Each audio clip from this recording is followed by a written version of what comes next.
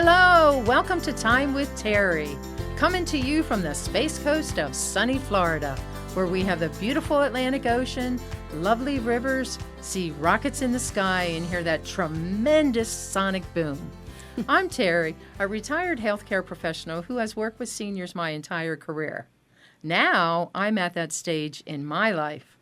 In this outlet, Time with Terri, I would like to hear your ideas and share your concerns, because to me, this is not just a podcast. This is a mission to provide you with an amazing network of resources to help you navigate this time in your life. Because in Brevard County, we care about our seniors. I would also like to support small businesses and local charitable organizations. And I love trivia. So today's trivia question is, what city in the country has the highest rate of Alzheimer's and other related disorders? You'll find out at the end. And today's subject is near and dear to my heart, dementia. It is something that I experience professionally as a physical therapist assistant and personally. My mother and my mother has dementia. She's 91 and she's at her end stage of dementia. My father had dementia at 50 and he passed away at 63. So I have a lot of family experience with it as well. So that is why I am so happy to have my guest, Deidra Shubert, who is the dementia queen of Brevard County. So Deidra, I'm so happy to have you here today to discuss this subject, because I think there's so much that people in this county don't know, and you don't know what you don't know. Absolutely. So I think it's great that we can educate the public a little bit more and, kind of help them, navigate some things that they might be working through right now. Absolutely. Thank you for having me today, and I hope people listening can learn something new.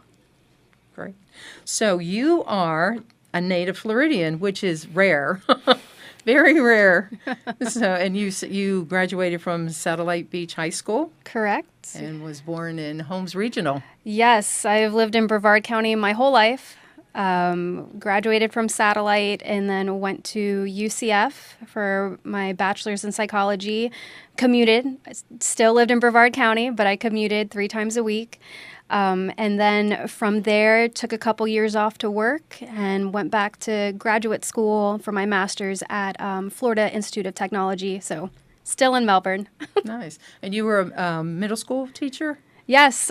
So in that break between my bachelor's degree and my master's degree, I worked as a middle school teacher for children that had behavioral exceptionalities.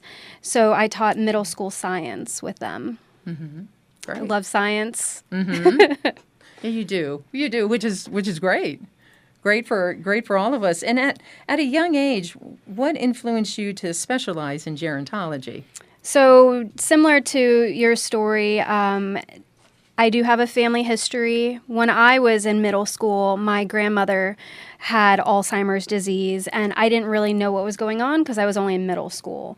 But I watched my dad go through the journey with her as her primary caregiver, and I saw how hard it was on him. Fast forward, while I was in grad school, my grandfather started having memory concerns. Mm-hmm. So here I am learning about it, and then watching my grandfather start to go through all the stages and everything. So while I was learning about it, I was also my grandpa's primary caregiver in the earliest stages.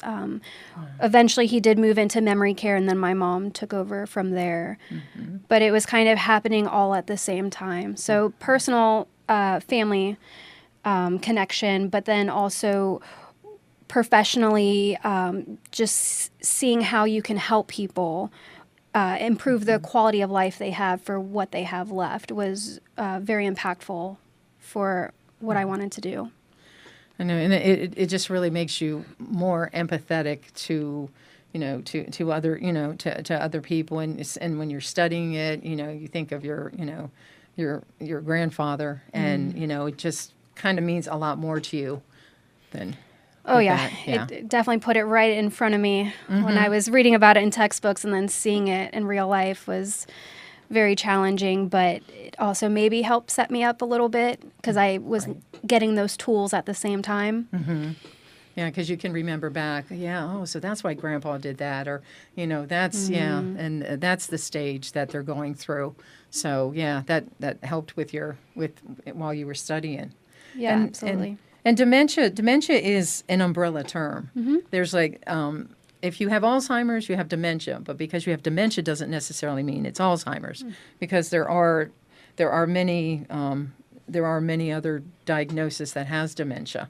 Absolutely. So there's over 90 different causes of conditions that can cause dementia. So like you said, it's the umbrella term, and underneath the umbrella term, you have all of these raindrops, such as Alzheimer's is the most common cause of dementia. But it's not always Alzheimer's. Yes, it's, 2/3 of all cases are Alzheimer's. There's so many different causes, such as vascular dementia, Lewy body dementia, which is what Robin Williams had. Bruce Willis and Wendy Williams just came out with having frontotemporal dementia or frontotemporal degeneration. So there's so many other causes before we just say, oh, it's Alzheimer's. Right? There's even some things that are treatable. And that's why when you go to your doctor, they usually do a whole workup to try to rule out, well, what is it not? Could it be an infection? Could it be a vitamin deficiency? Could it be a brain tumor or a thyroid issue, a kidney issue? There's so many other conditions that we can treat if we catch them on time before we ever go and say, oh, you have Alzheimer's, right? Right. What are some early warning signs for people to look out for? So usually the biggest one that I always hear about is I'm forgetful, right? Obviously. And I'm getting older. I'm just forgetful. Right. And a fun fact, yes, our memory does slow down as we age, unfortunately, just like everything else slows down. But your memory does slow down. However, if it starts disrupting your everyday life, that's when it should be a red flag or a warning sign. Other things, word finding difficulties, sometimes that's normal age related, but if you start having difficulty remembering familiar names or the name of objects, sometimes I'll see people start referring to things as things, they'll just point at it and say, oh, that thing, I need that thing because I can't think of the name of the water bottle, right? Other warning signs would be changes in judgment or problem solving. So doing basic math like leaving a tip, balancing the checkbook, sometimes forgetting to pay bills. One of the earliest warning signs for my grandpa was actually he triple paid his car payment. Oh, wow. A couple months in a row, and the bank eventually called my mom and was like, hey, he keeps paying us. And so that was kind of a red flag for him was, okay, he didn't remember if he had paid or not. Other changes, sometimes we see personality changes. If someone is kind of becoming aware that maybe they're forgetful, they might kind of not be as social as they used to, or maybe they're more anxious or maybe more depressed. So those are some of the warning signs, but there's actually a whole list of, they say 10 warning signs that you should get checked out for. Well, the word finding, I have difficulty. All the time. My friends and I, we're like finishing each other's sentences, or I'll be like, I took my thing to the garage. You know that thing with 4 wheels and an engine? But it usually comes back, right? At like 3 a.m. when you don't need it anymore, but it eventually comes back. And honestly, with memory concerns, we always look for changes. Right? If you've always been bad at math and you are still bad at math, that's not a change. But if you were a PhD mathematician or you were an accountant and now you're having difficulty doing basic math, that's a big change. So I always try to tell people, yes, memory concerns can be scary, and as we get older, they come up. However, you're looking for changes in memory. Okay. And what do you do if you think your loved one has dementia? What would be the next step that they would take?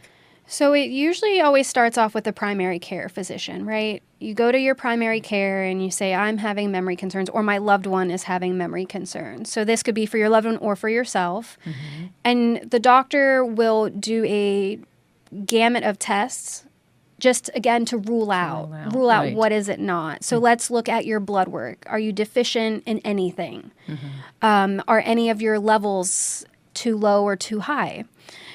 They'll also order brain imaging. So doctors will usually order an MRI to see structurally what changes are there, or are there mini strokes on the brain, or are there white matter spots, whatever it is, you can get a picture of the brain. Based off of all of that, usually the primary care physician will refer you out to a specialist, maybe a geriatrician or a neurologist. Mm. And then they will further rule out. There is something called a 4-hour battery of testing that you can get locally at the memory disorder clinic. And you sit down with psychometrists and they go through 4 hours of testing to see what parts of your cognition are being affected. Is it short term? Is it judgment? Is it math, orientation? So what parts are specifically being affected to try to, again, out of that umbrella term of dementia, what is causing those impairments? Mm-hmm. Another way to, if you are concerned, a lot of local research companies will do free memory assessments, just a quick memory snapshot, and based off of the information they collect, they might be able to refer you to a memory study for additional testing. And do you have that at Flourish? Absolutely. Yeah. So Flourish Research in Merritt Island, we primarily only do memory research.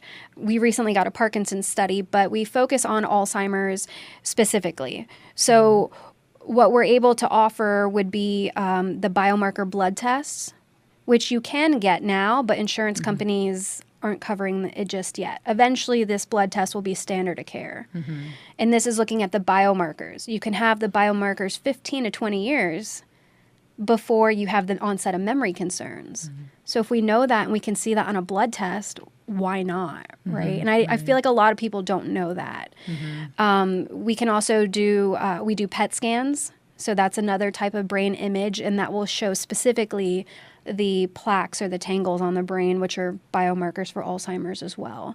So there's options out there if people are having memory concerns, but it really starts off with that primary care physician. Okay. And if you're, like me, and I don't think I'm showing any signs of Alzheimer's, but both my parents had, and I know you've been saying, Terri, you got to get your biomarkers, but I guess those biomarkers. To be honest, it's like my sister and I have talked, it's like we're kind of afraid to find out if we have it. Right. And could be depressing if we're like, oh my gosh, we have the biomarker, so we're going to have, we're going to have it. But do you necessarily, if you have the biomarkers, does that mean that you are definitely going to have Alzheimer's, or? So with the biomarkers, just because you have them now, it doesn't mean you have Alzheimer's today. Mm-hmm. Now, it does put you at a risk for Alzheimer's in the future, a much higher risk, right? Okay. But then also with the family history, a family history still isn't a guarantee for regular late onset of Alzheimer's.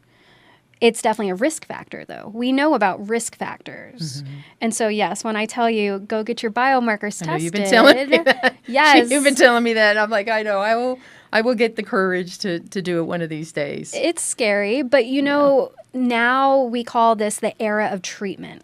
We are in the era of treatment, and this is the first time in 30 years we have been here for Alzheimer's, because now there's the 2 FDA-approved treatments out on the market. Great. And they go off of the biomarkers, because what they do is they remove the plaque from the brain. So by knowing if you have the biomarkers or not, you can get potential treatments, right? Mm-hmm. And then you get the potential treatment early enough, you prevent or slow the onset of symptoms. That's where I see it. I'd want to know, because I want to slow it, or I want to prevent it, right? Well, if you're not exhibiting symptoms, though, do you still need to to take? Absolutely. Absolutely. Okay. So I say that because in research, we're looking at prevention. I mean, we are literally looking at treatments that are used for prevention. The 2 FDA-approved treatments right now are approved for mild cognitive impairment. So you have to get that diagnosis from a doctor, and then the doctor prescribes it, and it slows the progression, right?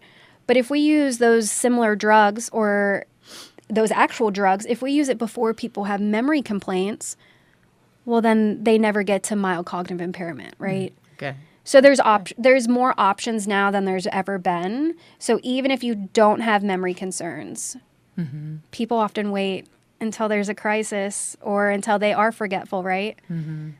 Now, are there side effects to those to the medication? Of course. Which are? So with the 2 FDA-approved treatments, you have lecanemab or Leqembi, and then you have donanemab or Kinsella. And so both of those are monoclonal antibodies, hence the word mab at the end of their name, right? Okay. Now that class of drugs has a big side effect called ARIA, which stands for amyloid-related imaging abnormalities. ARIA sounds a lot prettier. But there's 2 types. There's ARIA-E, which is edema, and ARIA-H, which is hemorrhage. And people are already like, that sounds horrible. And because they do happen on the brain. Now, a lot of people on those treatments have no symptoms of ARIA, but when you take those treatments, you have to get MRIs periodically to check if you are having ARIA. Because if you do have ARIA, you stop the treatment, the ARIA goes away. But again, people are like, I don't want my brain to swell. I don't want hemorrhaging, right? But if you think about it as you pick a scab that's not ready to pick, what happens? It swells and it bleeds, right? And that is a side effect with those studies. Now, it's a very, very small percentage of people that have it. And we know about risk factors that put people at a higher risk for getting ARIA. So, and a risk factor would be people that have a history of brain bleeds already. I think for lecanemab, you're not supposed to be on blood thinners. And then if you have the APOE4 risk gene for Alzheimer's, that specific gene puts you at a higher risk for ARIA as well. So that's the big side effects. But like I said, it's something that once you take those, you monitor for it. It's kind of a risk reward, as they say. You know, you kind of risk, and if you don't have the side effects, then the reward is it helps with your memory. Absolutely. So, it helps you not progress to the next stage. Now, is that something you're doing with your research in your research clinic and it's free at this point? Yeah, so everything in research is at no cost because you're a volunteer when you're in a research protocol. And so we have a protocol right now that's using one of those FDA-approved treatments already, but as prevention. And the whole point of that protocol is to look at different dosing to see if we can pretty much eliminate ARIA altogether. Because the percentage is already really low, but if we can alter the dosing schedule, maybe we don't have ARIA. But then there's also other modalities out there that we're looking at, anti-tau tangles, or we have one that removes all the toxins in the brain, and ARIA is not even a side effect. So there is other potential treatments that we're working on too. Okay. And that's nice to know for people, and for people who want to enter into the research program, what do they need to do? So you would just reach out to Flourish Research. We would schedule like a 1 hour long appointment where we would do kind of an interview. You know, tell me about what concerns you're having, if any at all. Tell me about your basic medical history, basic medications. We'll do a memory assessment. It takes about 15 minutes. And then based off of that interview, we kind of give you options. You know, maybe it's, hey, let's retest. You seemed kind of nervous on this memory test. Let's retest and see if your score changes. Maybe it's, let's get you additional testing in a research protocol. But it's 100% up to the individual if they participate or not. Like I said, research is voluntary. Because all the other, like a PET scan, and the other testing is not insurance doesn't pay. Exactly. So this in the research it does. So that would be it would not be a penny out of their pocket. So. Absolutely. So the blood test, I've seen prices anywhere from $400 to $1,200 just for the series of blood tests. The PET scan about $7,500. Wow. Yeah. And so eventually insurance companies will pay for those. But if you can do research, you can get it a lot faster than waiting to go through all those insurance loopholes. Yeah. I mean, that's good to have all that testing done for free. And you're part of research too. You're helping, you're helping the senior community and, helping people out with that too. Yeah. There's kind of like that altruistic kind of feeling to it, because you are trying to help yourself, but then you're also helping maybe your grandkids or maybe your kids, the future of medicine. Right. Yeah. That's great. So they would get in touch with Flourish? Flourish Research. Yep. We're right there in Merritt Island. Okay. Is there online? Do they have, they just give you a call and set up an appointment? So you can go on our website. There's a self-scheduling feature as well. I can give our phone number if you'd like. Okay. 321-305-5015. You can give our office a call. We're a very small team. I think there's 6 or 7 of us. So anybody that answers the phone can direct you in the right place. Great. That's wonderful. And so that's the recent advancements that in Alzheimer's are a lot of things that you're talking about.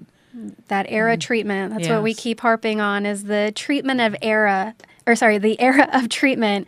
And that's something that the Alzheimer's Association has actually coined, because they are the largest nonprofit that funds the research. And so that's, if anyone's familiar, that's why we walk. That's the Walk to End Alzheimer's, is from the Alzheimer's Association. And that the walk is September? September 27th at Cocoa Village Riverfront Park. It's beautiful, too. It's a beautiful walk, yes. My favorite part is always the opening ceremony. We do a flower ceremony where everybody holds up their flowers with different meanings. I cry every year. Yeah. It's just a very...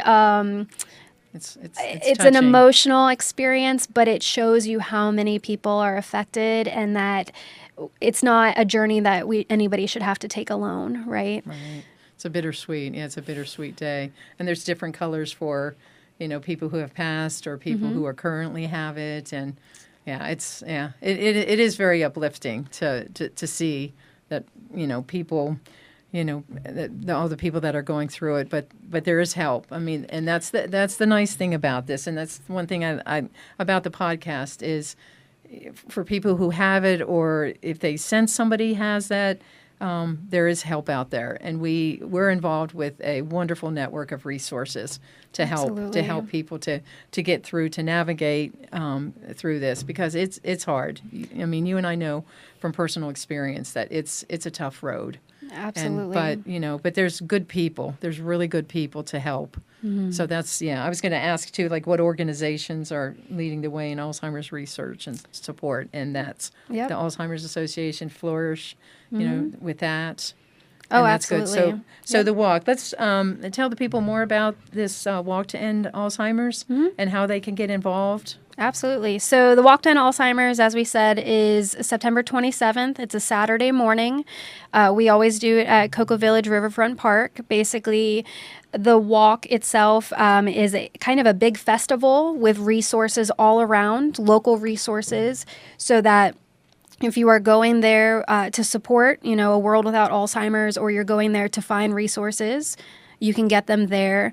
There's a ceremony to kick things off, and then we walk.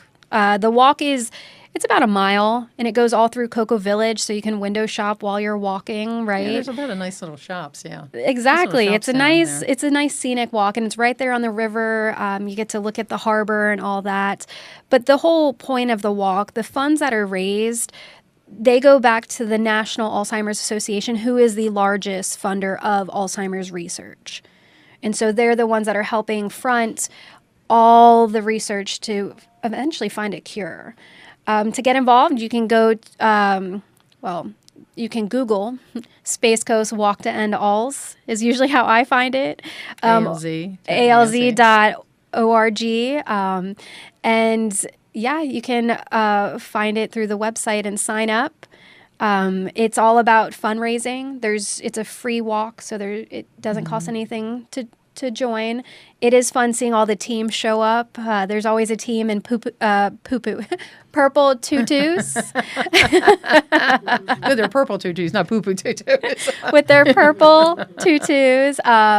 People will bring their dogs all dressed up in purple. Purple, that's cute. Yeah, so it's fun just seeing the family teams or the corporate teams to come together. Edward Jones is one of the largest nice. corporate teams, and they all have their blue shirts on. And it's great to see the presence of the community come together. Right. Absolutely. Right.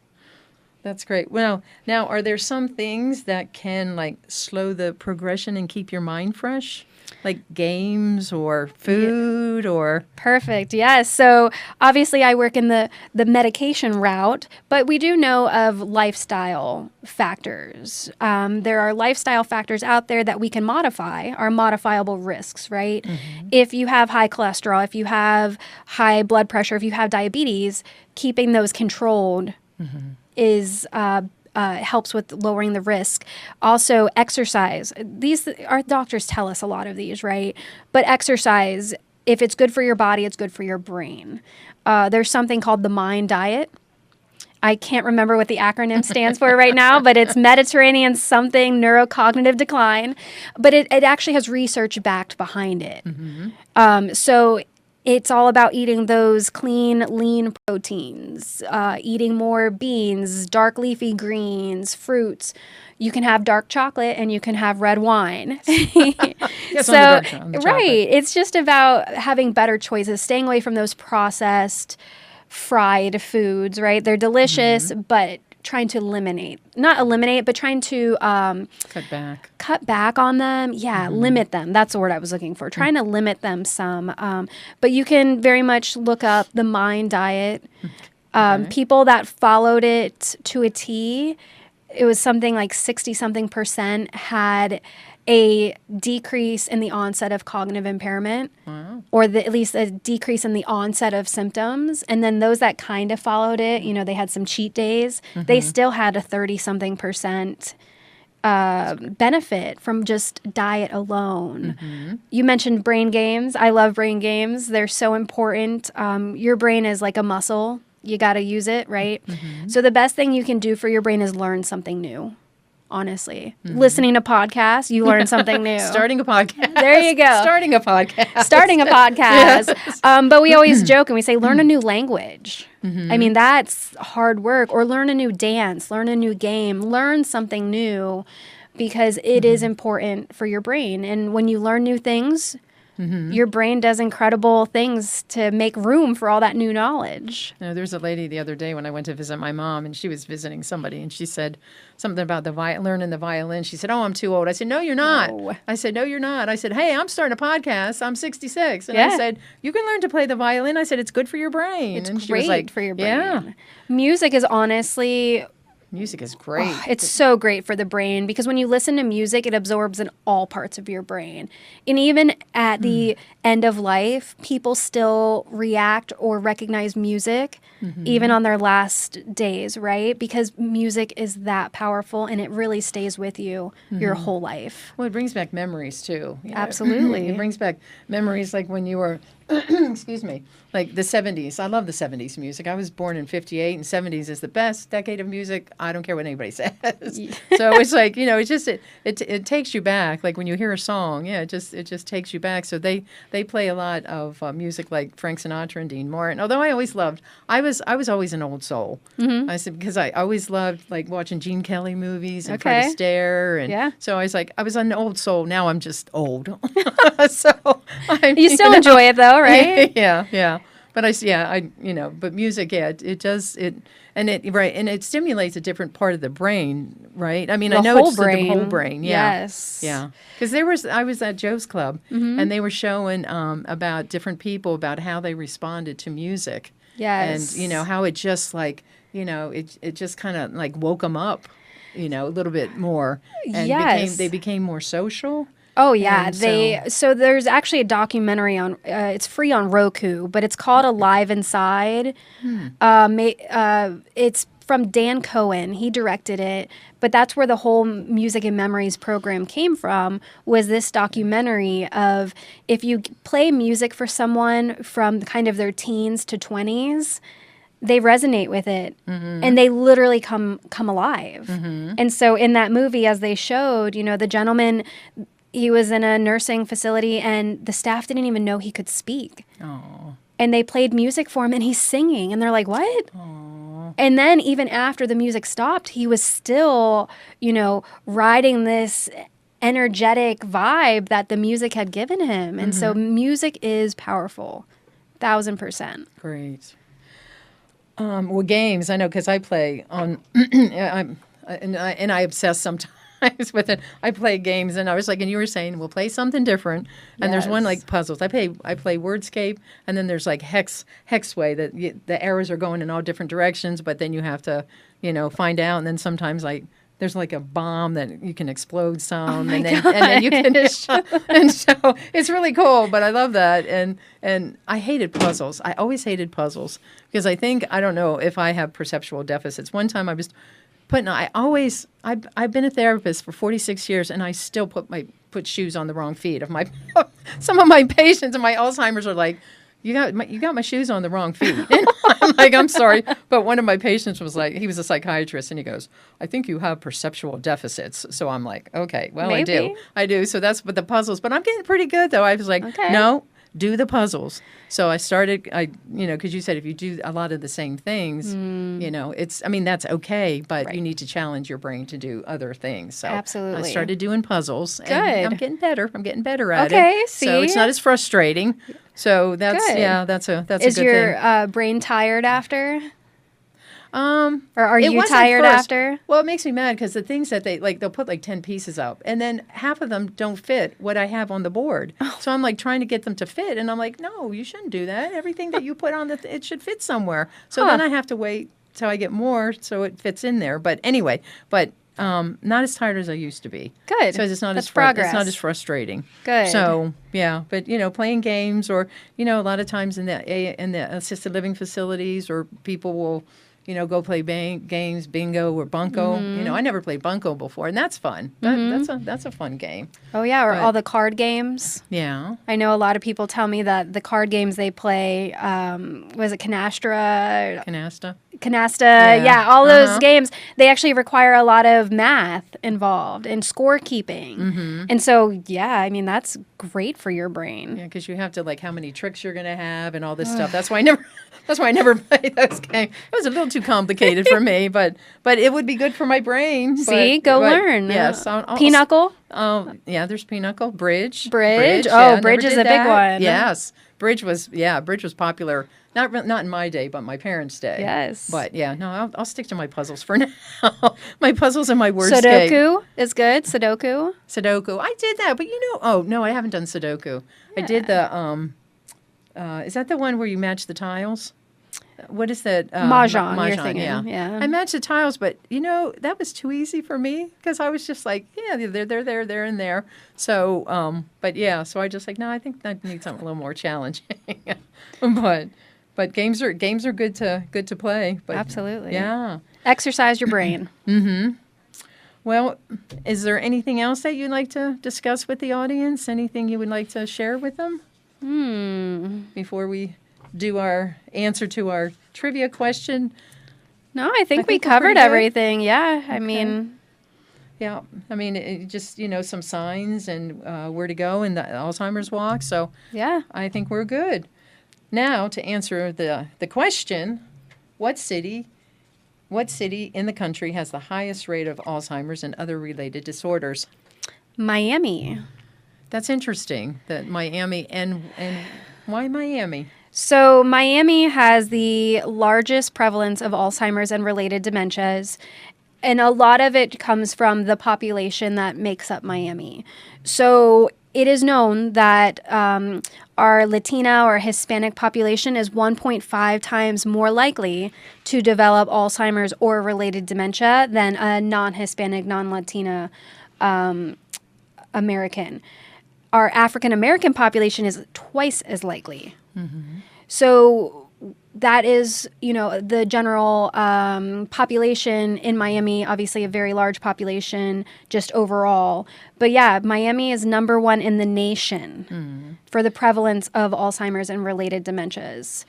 And that's the city, but the state, The number state is California. So California is number 1 in the nation. Obviously, large population. I'm not 100% sure why, but some data that came out last year at the International Alzheimer's Conference is they said that wildfires are actually the worst air pollution that you can be exposed to. And it puts you at a higher risk for Alzheimer's. And what does California have a lot of? Forest fires, yeah. Forest fires. They're always on fire, unfortunately. Yeah. But Florida is number 2 in the nation. Followed by, New York, and then Ohio. Ohio, I know.